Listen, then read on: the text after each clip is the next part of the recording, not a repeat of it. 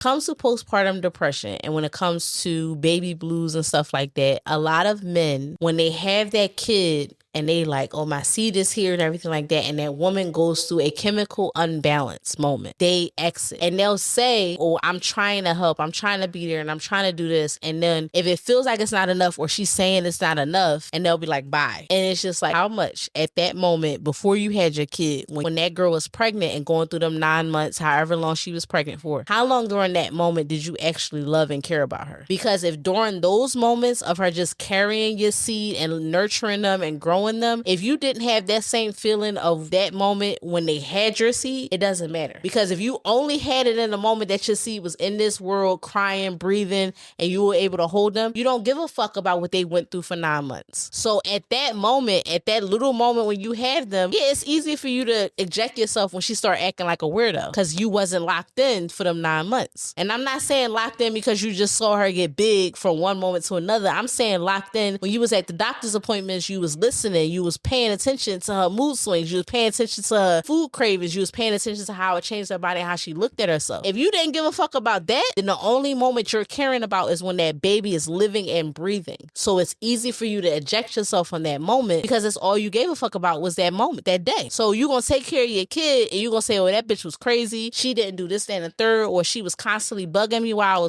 she was pregnant, or she was constantly bugging me, or she was constantly acting weird after we had my seed. And it's just like, did you give a fuck about her in March when she announced to you that she was pregnant up until November when she actually dropped your baby? If you didn't, yeah, it's easy for you to walk the fuck away. It's easy for you not to care. It's easy for you to say postpartum is some delulu ass dream that a bitch just made up, but it's real.